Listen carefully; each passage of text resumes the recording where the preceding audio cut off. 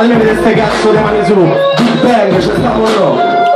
Gente di Borgata la famiglia rappresenta, dice i festi del Tarantino, urliamo 7-3, è il Simo che non c'è, è il Nero che non c'è. Ma noi ci stiamo, ah sì questa è cosa sì, a voi. Ma sai che c'è? Sto pezzo funziona solo se vi scatta qua, titoli no, stoppa.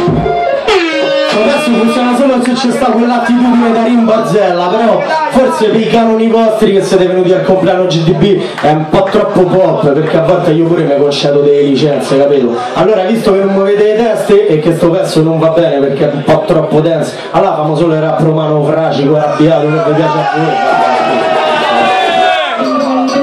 Eh sì, tipo sta roba qua, sta a capire?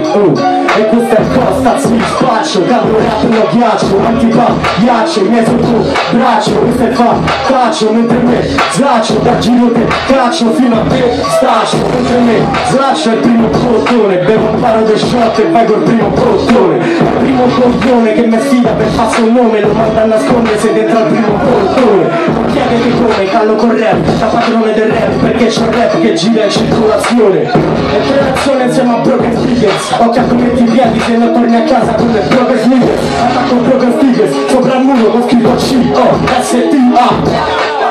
Conosci il nome, sai come mi chiamo, affiliato del più, il rappresentativo del rap romano. Porto sta storia verso il prossimo livello, il califano del rap romano farà il stornello, sì.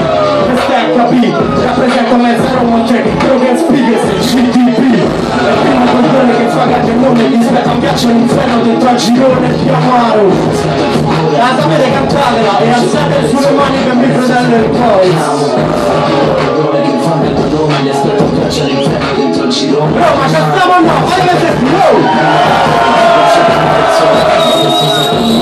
e sei che ce lo sai come mi chiamo, sì, se ti ricordi studio le tricks della storia italiana X. Prova a fottere il tuo nome, prova a fottere sul mix, prova a finire tipo come Laura Palmer, mi fatto un'altra mix e fammi un altro disco e sto a fare un altro disco e qua fra un po' l'ho finito e sarà pesante che ancora più del nudo crudo che ci ho seppellito.